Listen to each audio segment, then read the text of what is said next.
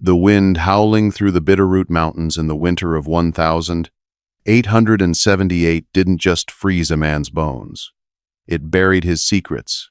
Deep in that unforgiving white expanse, solitary trapper Salvador McCall lived a life built on silence and isolation. But the brutal laws of the frontier were about to be shattered by a single, desperate knock on his heavy timber door.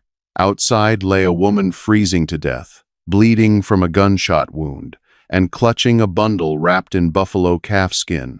She was an Apache widow with a bounty on her head. Opening that door was a death sentence.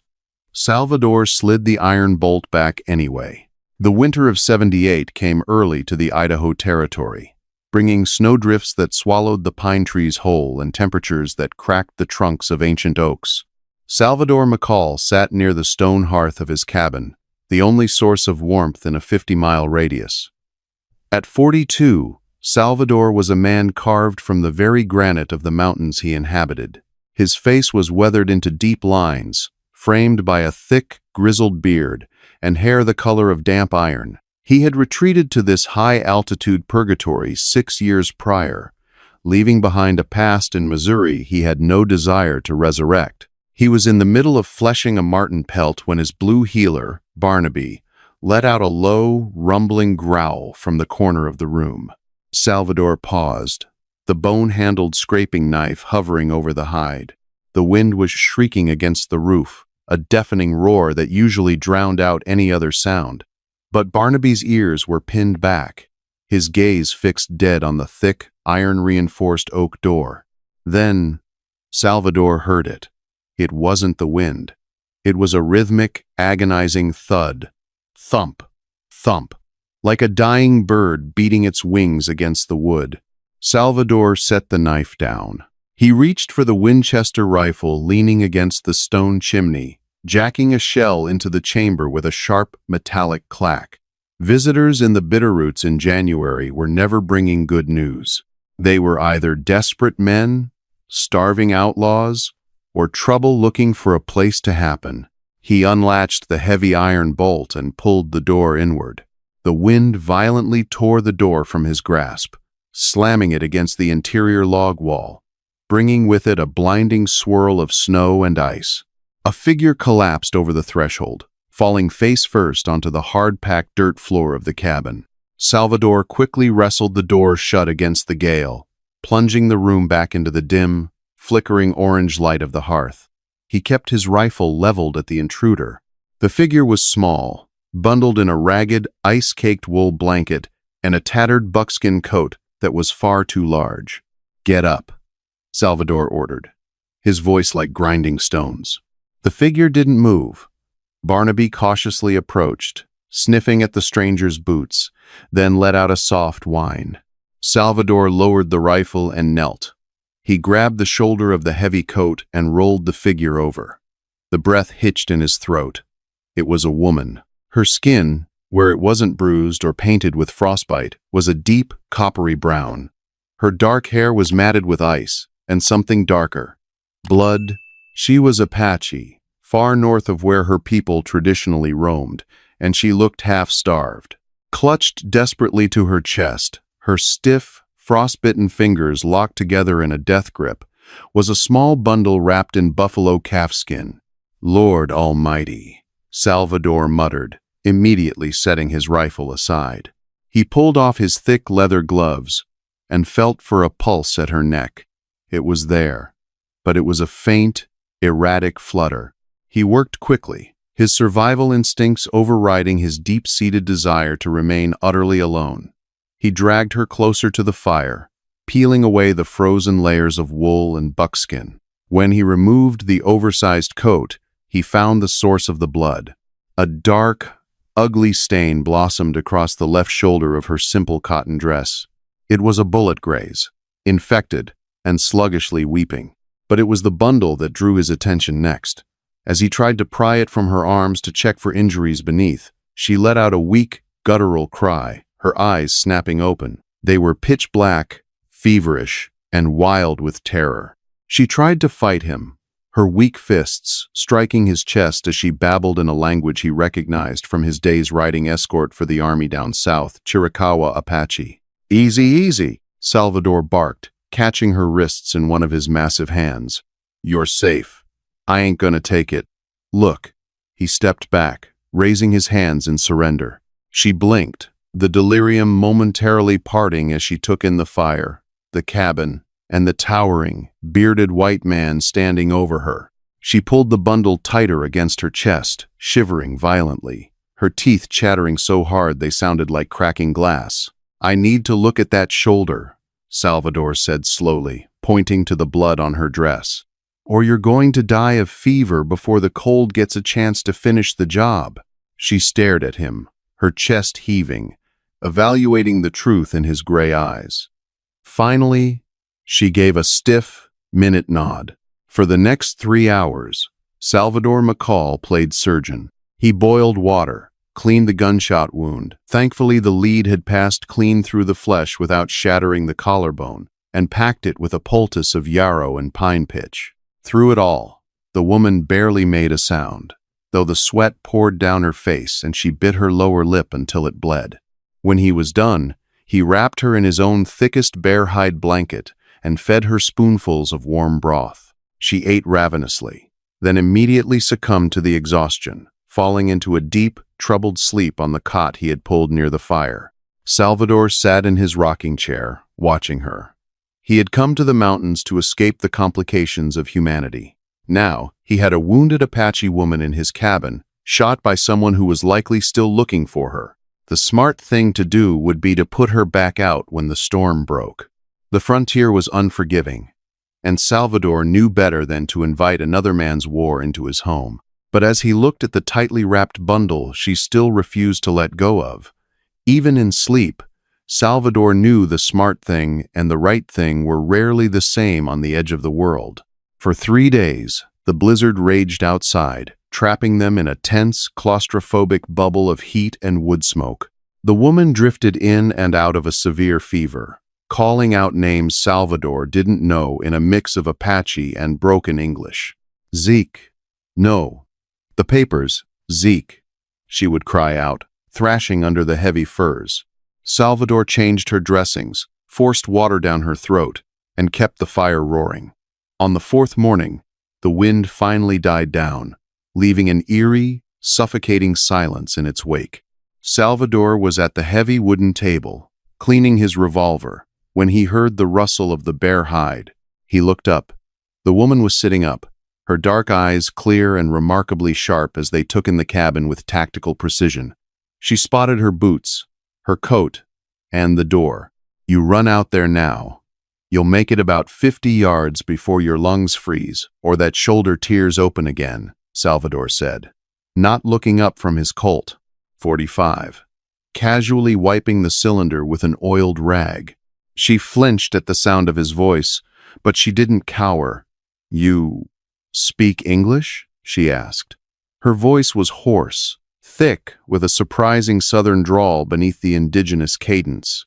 "Enough to tell you you're a fool if you move," Salvador replied, finally looking at her. "I'm Salvador McCall. This is my claim." "Nadi," she said softly, clutching the bundle. "My white husband. He called me Sarah. Well, Sarah, someone put a .44 caliber hole in your shoulder. You care to tell me why an Apache widow is freezing to death in the Bitterroots?" Natty's eyes hardened, a defensive wall slamming down. "It is not your concern. When the snow hardens, I will leave. I owe you for the medicine. I have nothing to pay you with." "I didn't ask for payment," Salvador said, setting the gun down with a heavy thud. "I asked what kind of trouble you brought to my door. Because out here, trouble doesn't knock twice. It kicks the door in and shoots the dog." He nodded toward Barnaby, who was asleep by the hearth. Nadi looked at the dog, then at the fire. The silence stretched between them, heavy with the weight of unspeakable things. Finally, she carefully unwrapped the top of the buffalo calfskin bundle. Salvador had expected a baby. He had dreaded it, in fact. Instead, Nadi pulled out a thick, leather-bound ledger book, its pages dog-eared and stained. Next to it lay a heavy silver pocket watch and a deputy U.S. Marshal's badge. This story was My posted on the husband was channel The Ezekiel Rusty Saddle. Rollins, Please do Nadi not said, repost her it in voice any trembling form. slightly before she forced it steady. He was a scout for the Army, down in the Arizona Territory before we moved north. We wanted peace. He took a job, working for the cattle barons in the valley, the ones moving beef up to the mining camps. Salvador frowned. He knew the valley men. They were ruthless, buying up land for pennies and squeezing out the homesteaders. Go on. Zeke was honest, she continued, her fingers tracing the silver star. He found out the biggest baron, a man named Hiram Cole, wasn't just squeezing homesteaders. He was stealing government annuities meant for the reservations and selling them back to the miners at a premium. And he was paying off the local law to look the other way. She held up the ledger. Zeke stole the proof, names, dates, bank routes. He was going to take it to the federal judge in Boise. A tear finally broke free, tracing a clean line down her dirt-smudged cheek. They didn't give him the chance. Deputy Marshal Josiah Cobb. He led Cole's men to our cabin. They shot Zeke in the back while he was chopping wood. Salvador felt a cold knot form in his stomach. Josiah Cobb was a known entity at the Valley trading posts, a man with a badge but the soul of a rattlesnake. Zeke screamed for me to run, to take the book, Nadi whispered, staring at the fire as if reliving the nightmare. I ran into the timber. They shot at me in the dark. That is when I was hit. I walked for 3 days through the snow until I saw your smoke. Salvador leaned back in his chair, rubbing his hand over his face. He had moved to the Bitterroots to escape the corruption and blood of men.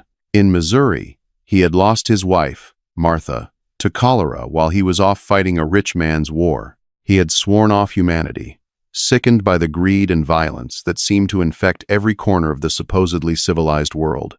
And now, here it was, sitting on his cot, in the form of a grieving widow holding a death warrant bound in leather. Cobb is a tracker, Salvador said grimly. And if he knows you have that ledger, he won't stop at the snow line. He'll come up the mountain.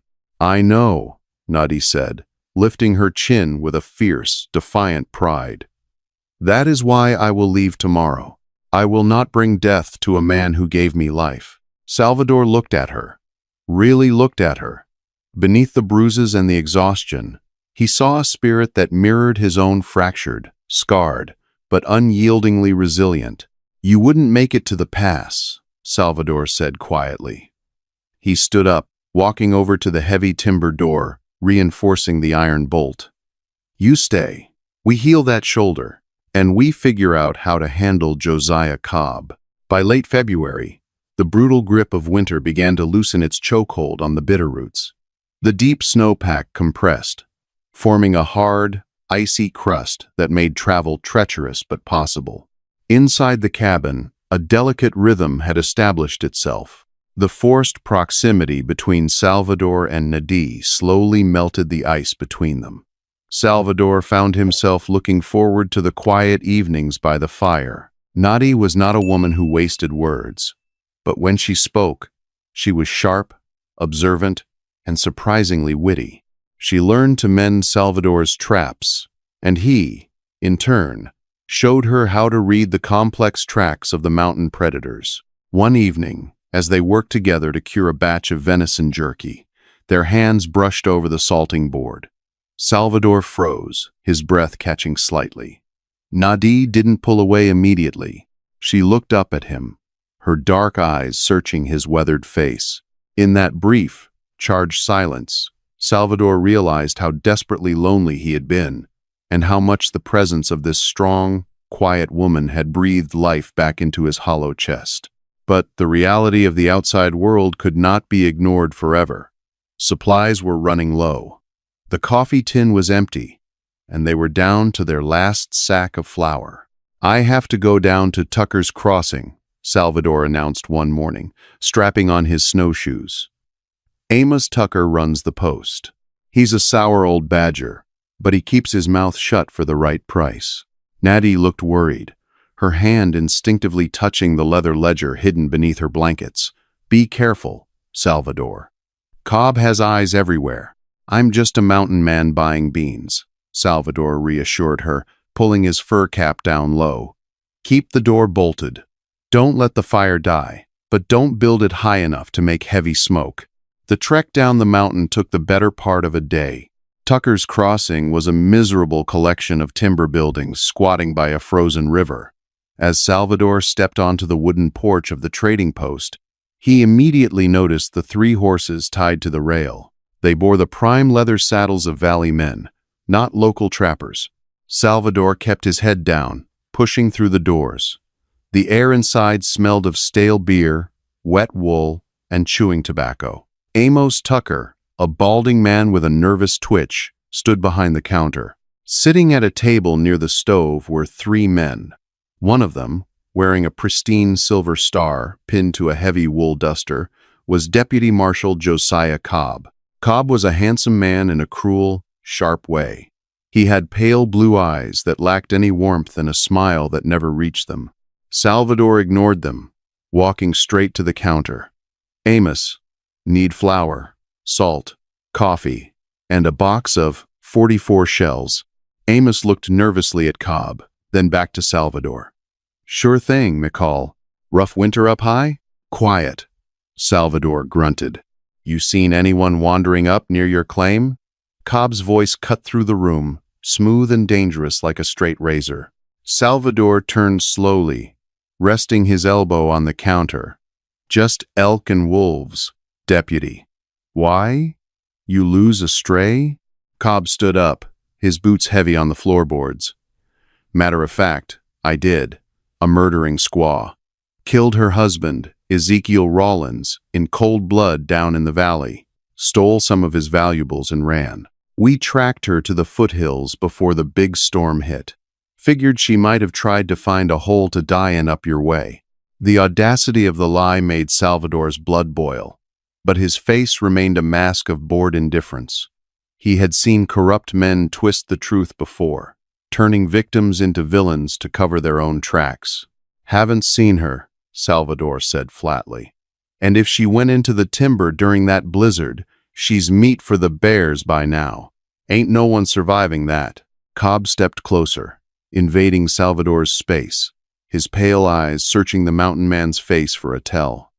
"There's a $500 bounty on her head, McCall.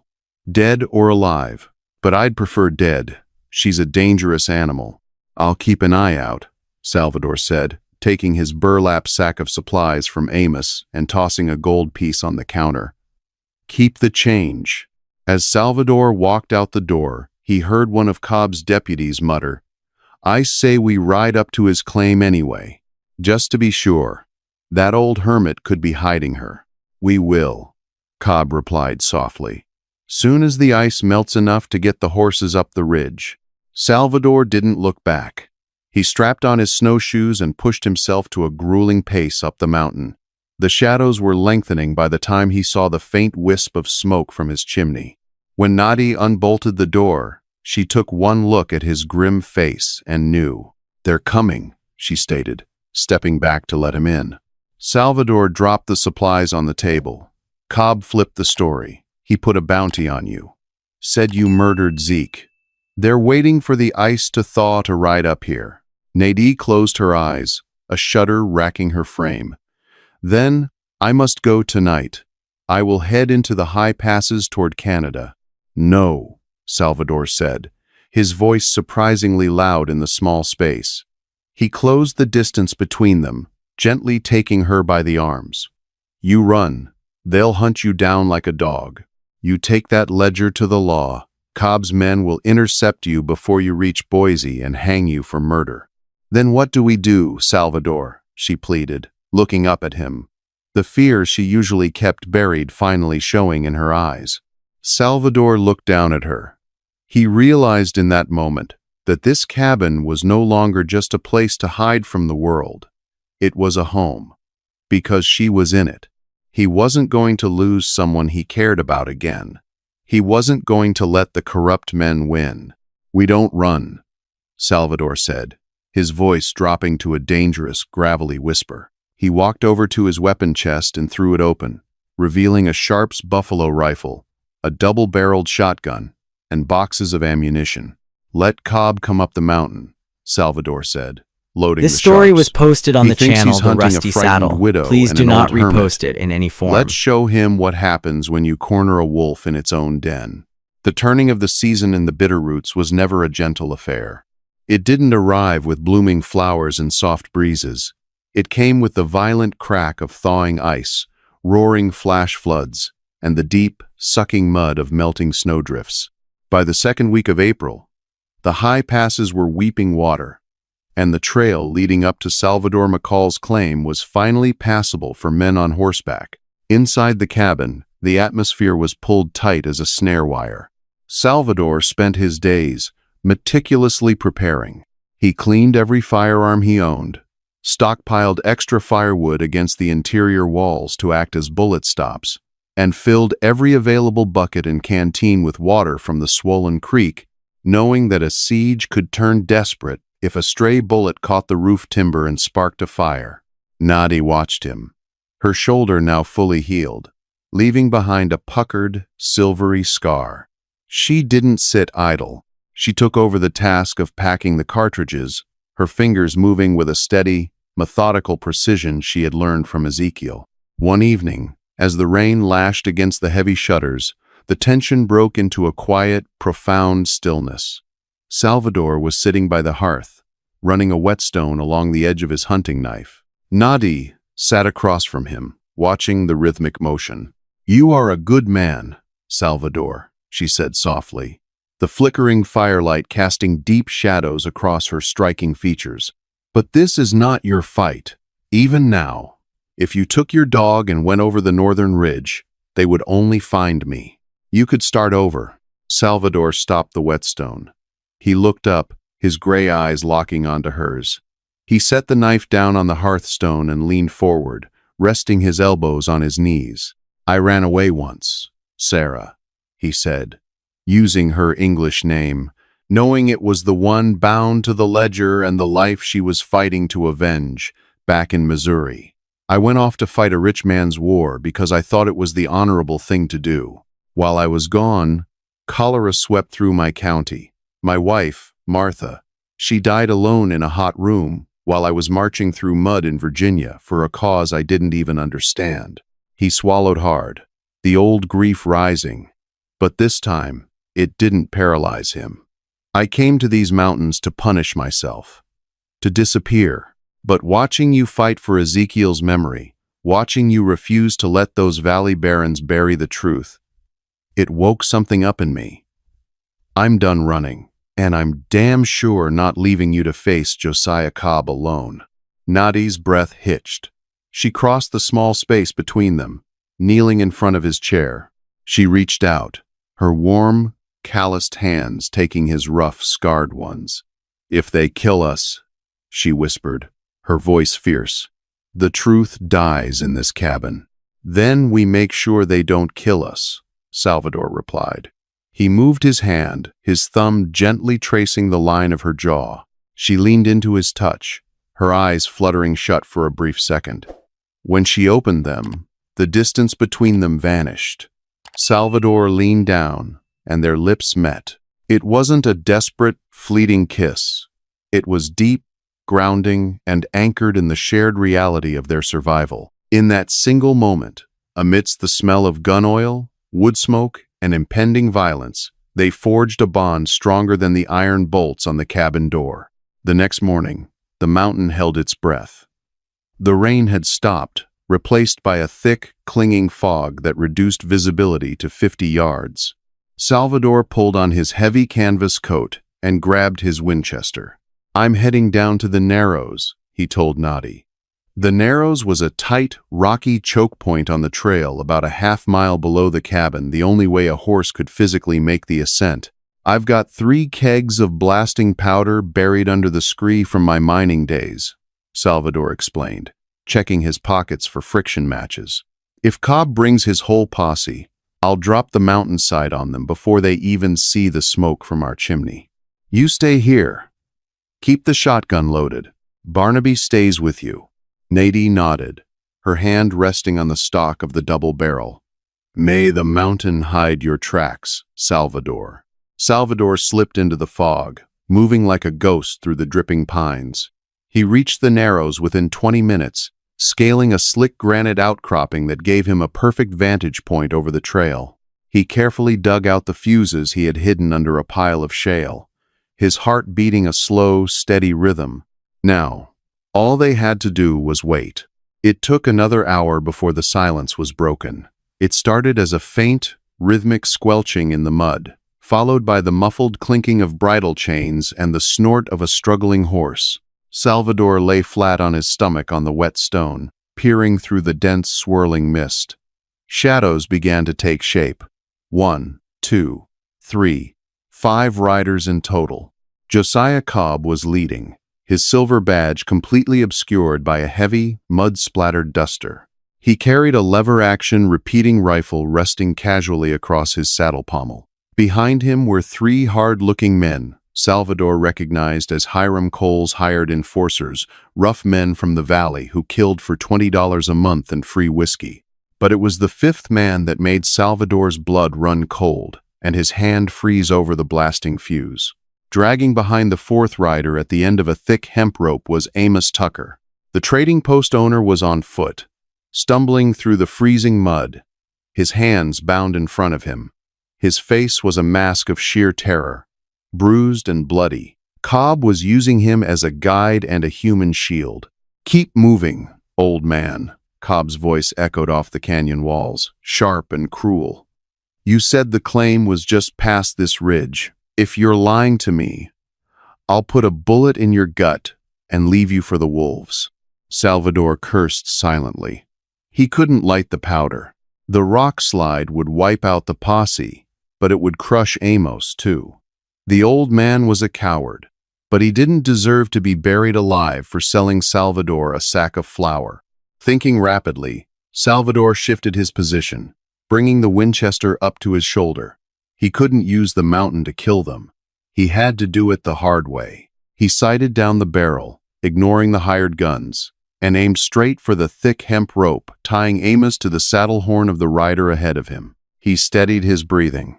Squeeze. Don't pull. Crack. The rifle shot shattered the heavy silence of the canyon like a thunderclap. The bullet cleanly severed the taut rope. Amos pitched backward into the mud, screaming in surprise. "Ambush!" one of the riders yelled, his horse rearing in panic. "Get to cover!" Cobb roared, spurring his horse toward the rocky overhang beneath Salvador's position. Before the posse could fully react, Salvador worked the lever and fired again, this time putting a bullet through the shoulder of the man who had been dragging Amos. The man howled, dropping his rifle and toppling out of his saddle into the muck. "Run, Amos! Get in the timber!" Salvador bellowed from the ridge, racking another round. Amos didn't need to be told twice. He scrambled to his feet and threw himself into the dense, foggy brush off the side of the trail, vanishing from sight. Cobb, now dismounted and using his horse as cover, scanned the ridge, his pale eyes narrowing. He spotted the muzzle flash through the mist. "He's up there! Spread out! Pin him down!" A hail tore into the granite outcropping, sending razor-sharp shards of stone flying into Salvador's face.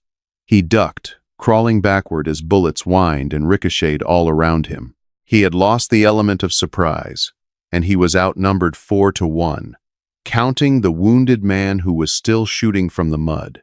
Salvador knew he couldn't hold the ridge.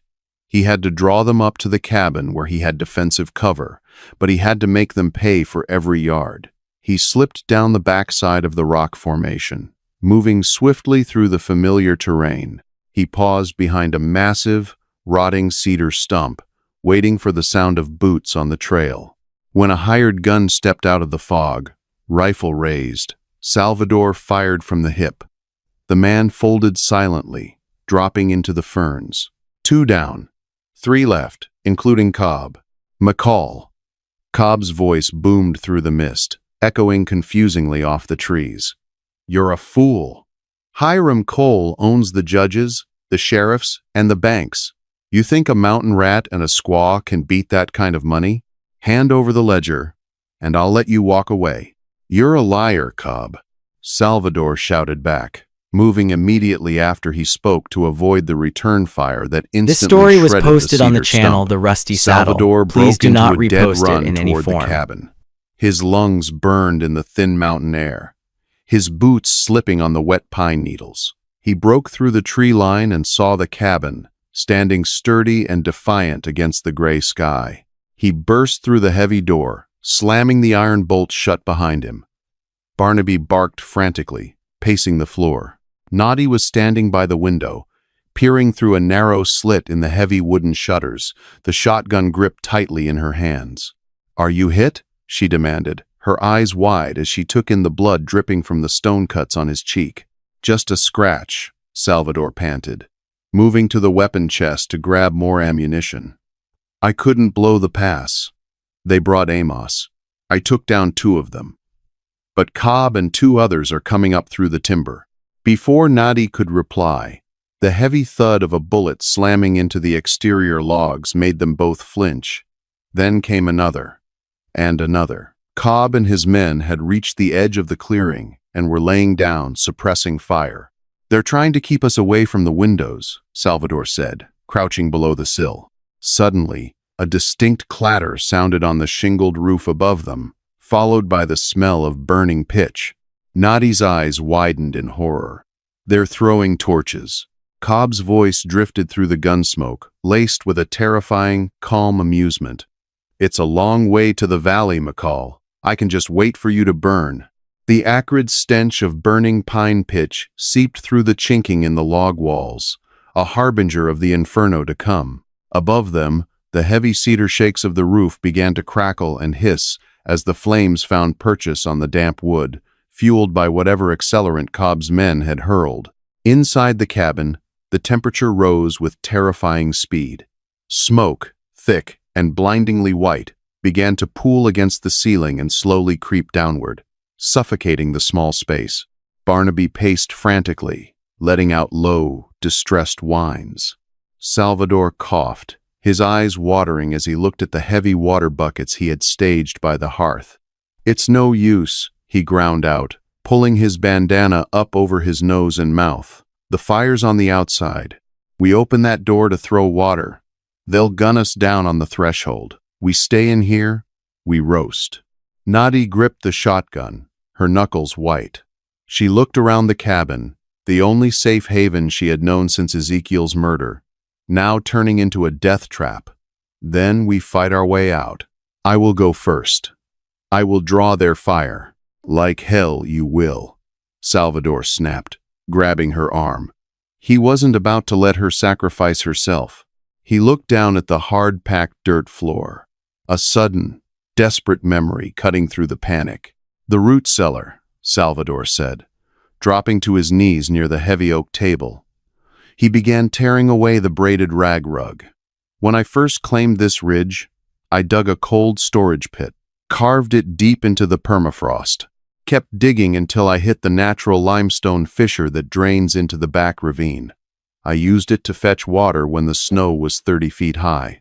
He found the iron ring flush with the dirt and heaved. With a groan of protesting hinges, a square trapdoor lifted, revealing a pitch-black, narrow earthen shaft. A draft of freezing, damp air rushed up, cutting through the suffocating smoke. "It's tight, and it's half flooded with the meltwater," Salvador warned, coughing violently as the smoke banked lower. He grabbed his Colt, a bandolier of ammunition, and his heavy coat. "But it comes out behind the woodpile, a good 50 yards from the front door. Cobb doesn't know it's there." Noddy didn't hesitate.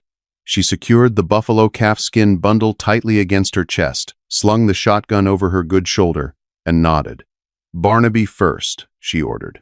Salvador grabbed the reluctant dog by the scruff and guided him down the wooden ladder into the darkness.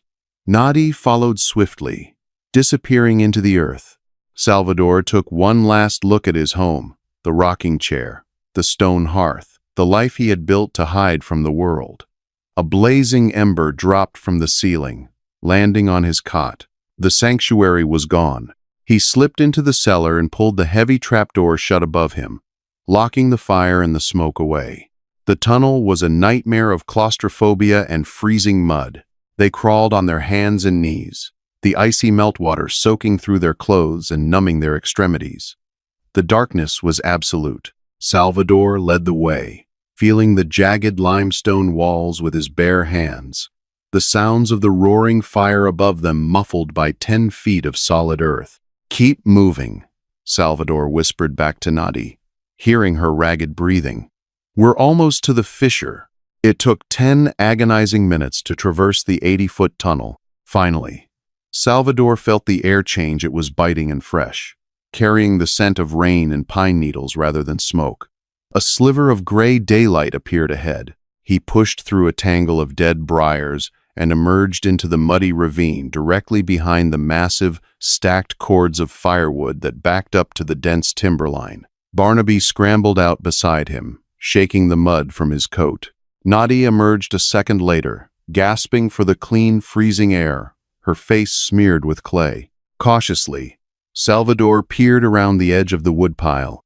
The cabin was fully engulfed. Flames roared 50 feet into the foggy sky, the heat radiating across the clearing. Standing near the edge of the tree line, their backs to the woodpile, were Josiah Cobb and his 2 remaining hired guns. They had their rifles raised, trained on the cabin door, waiting for Salvador and Nadi to burst out in a desperate bid for survival. "Cook 'em out," one of the valley men laughed, spitting a stream of tobacco juice into the mud. "Saves us the trouble of digging a grave." Cobb stood perfectly still, his pale eyes reflecting the dancing flames. "Keep your sights on the windows. The roof is about to cave. If the squaw comes out holding the ledger, try not to shoot the book." Behind the woodpile, Salvador checked the cylinder of his Colt. 45. 6 rounds. He looked at Nadi. She had already broken open the double-barrel shotgun, checking the brass shells, her jaw set in a line of pure, uncompromising stone. "We take the 2 hired men first," Salvador whispered, his voice deadly calm. "Cobb is mine." Nadi gave a single nod. She stepped out from the right side of the woodpile. Salvador stepped out from the left. "Hey, Cobb!" Salvador bellowed, his voice carrying over the roar of the fire. The 3 men spun around, shock registering on their faces as they realized they were flanked by ghosts rising from the mud. Before the valley men could level their rifles, Nadi pulled the triggers of the shotgun. The twin blasts ripped through the fog. The wide spread of the buckshot caught the nearest hired gun squarely in the chest, lifting him off his boots and throwing him backward into the brush.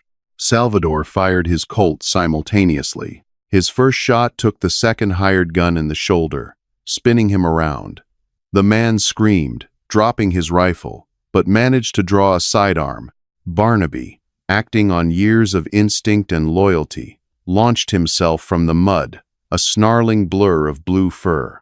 He clamped his jaws onto the man's forearm, dragging him down into the muck. Salvador closed the distance, firing a second round that ended the fight instantly.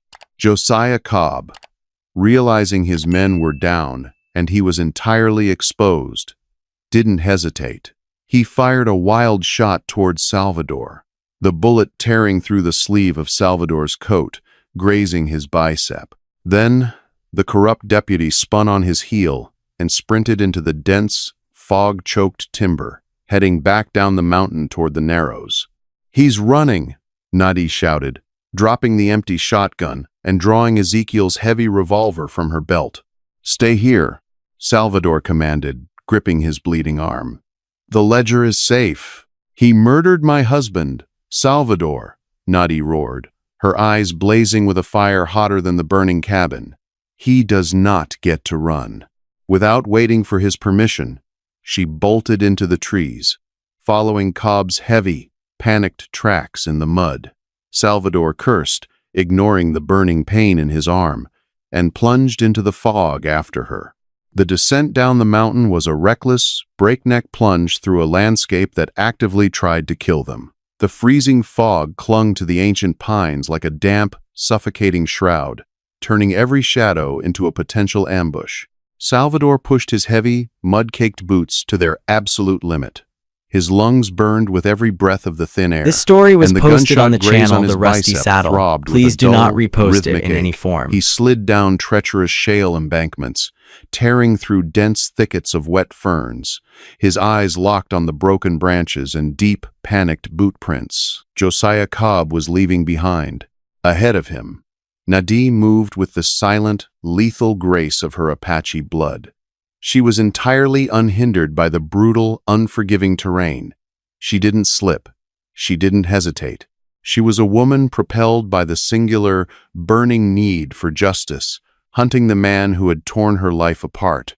As they neared the narrows, the rocky, precipitous choke point where the horses had been tied, the roaring rush of the swollen, Meltwater Creek began to drown out the sound of their ragged breathing. Salvador burst through a cluster of drooping cedars, his boots sliding wildly before he dug his heels in, coming to a halt on the muddy overlook. Below them, trapped on the narrow, stone-walled trail that bordered the raging water, Josiah Cobb was in a state of sheer, unadulterated panic. His pristine duster was slathered in thick clay. His hat was gone, and the cold, arrogant composure of the corrupt lawman had completely shattered. His hands shook violently as he tore at the soaked leather knots, desperately trying to untie his terrified roan gelding from a scrub oak. Cobb. Nadie's voice sliced through the roar of the creek, ringing out from the opposite ridge.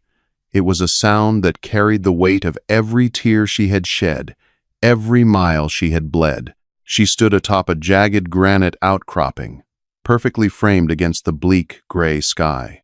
Ezekiel's heavy revolver was leveled with both hands, steady as the stone beneath her feet. Cobb violently flinched, dropping the leather reins as if they had caught fire. He whipped around, drawing his own pistol in a blind panic, and fired upward. The bullet chipped the granite mere inches from Nadie's boots, sending a spray of rock dust into the mist. She didn't flinch. She didn't even blink. Salvador scrambled down the steep embankment, his boots kicking loose shale and mud onto the trail below. "It's over! Josiah! Put the gun down!" Cobb spun toward the sound of Salvador's voice, realizing he was boxed in between the mountain man below and the widow above. A sneer twisted his handsome, dirt-streaked face into something incredibly ugly and feral. He was a rat cornered in a trap of his own making. "You think you've won?" Cobb spat, his chest heaving as he backed up against his horse. "You think bringing that little book to a judge changes anything in this world? Hiram Cole owns the territory. He owns the law, the banks, the land. You kill me, you're just dead men walking." "Then let's find out," Salvador growled, his voice dropping to a dangerous, gravelly timbre as he raised his Colt .45, thumbing back the hammer. Cobb, driven by the frantic energy of a dying man, fired first. The muzzle flash was a bright star in the fog. The heavy .44 caliber bullet struck Salvador in the left thigh with the force of a swinging sledgehammer. The impact knocked his leg completely out from under him, tearing a gasp of agony from his throat. Salvador hit the muddy ground hard, his shoulder slamming into the slick stones bordering the creek. The impact jarred his grip, and his Colt slipped from his numb fingers, sliding over the bank and vanishing into the churning, freezing rapids below. "Salvador!" Nadie screamed, the pure terror in her voice echoing off the canyon walls. Cobb let out a harsh, manic bark of laughter. The desperation in his eyes was instantly replaced by a cruel, intoxicating triumph. He took a step forward, then another, walking slowly toward where Salvador lay, bleeding heavily into the freezing mud. He leveled his smoking pistol squarely at Salvador's head. "I'm going to put a bullet in your brain." "McCall," Cobb sneered, standing just out of arm's reach. "Then I'm going to climb that ridge, take that ledger off her corpse, and ride back to the valley a very rich man. Salvador gritted his teeth, his vision swimming as the pain in his thigh radiated up his spine in hot, blinding waves. But his right hand was already moving, desperately searching the freezing muck beneath his hip. His fingers brushed against leather, then closed tightly around the carved bone handle of his hunting knife. As Cobb cocked the hammer of his pistol with a loud metallic click, Salvador marshaled the very last ounce of strength in his battered body. He lunged upward, throwing his weight off his good leg, and hurled the blade. The heavy knife spun end over end through the mist. It sank deep, hilt deep, into the meat of Cobb's right shoulder. Cobb shrieked, a high-pitched, pathetic sound. His arm spasmed violently, and his pistol fired harmlessly into the mud an inch from Salvador's ear. He stumbled backward, his free hand frantically clutching at the hilt of the knife protruding from his flesh, his eyes wide with profound shock. Bang! The deafening report of Ezekiel's revolver tore through the narrow canyon. Josiah Cobb went perfectly, unnaturally still. A dark, rapidly expanding crimson spot appeared dead center on his polished silver deputy marshal badge. He looked slowly up at Nadi, who was standing on the ridge with the smoking gun extended, the barrel still aimed at his heart. A look of absolute confusion washed over the corrupt lawman's face. Then, his knees finally buckled, and he collapsed face first into the freezing mud of the bitterroots, dead before his chest hit the ground. A heavy, echoing silence descended on the canyon, broken only by the relentless rush of the Meltwater Creek and the frantic, shallow breaths of the survivors. Nadi didn't hesitate. She scrambled recklessly down the treacherous rock face, tossing the heavy revolver aside the moment her boots hit the muddy trail. She fell to her knees next to Salvador, her hands moving with frantic, desperate speed. She tore a long strip of strong cotton from the hem of her ruined dress, wrapping it tightly around his wounded thigh. She tied it off with enough force to make him wince, effectively stemming the flow of arterial blood. Her hands were shaking uncontrollably, smeared with clay and blood. But as she looked up into his pale face, her dark eyes were flooded with a profound, overwhelming relief. "You're a stubborn man, Salvador McCall," she whispered, her voice cracking. She pulled him upward, burying her face into his muddy shoulder, her tears mixing freely with the icy rain and dirt on his cheek. Salvador wrapped his heavy, trembling arms around her back, resting his chin against her dark hair, pulling her tight against his chest. He closed his eyes, listening to the steady beat of her heart against his own. "Told you," he rasped, his voice rough with pain and emotion. "We don't run." 3 grueling, exhausting weeks later, the muddy, bustling streets of Boise City were alive with the chaotic energy of the spring thaw. Wagons rattled over wooden planks, and the shouts of merchants filled the air. But inside the grand wood-paneled office of Territorial Governor Mason Brayman, a heavy, suffocating silence hung over the room. The governor, a stern, imposing man with thick mutton-chop whiskers, adjusted his wire-rimmed spectacles as he finally closed the worn, leather-bound ledger.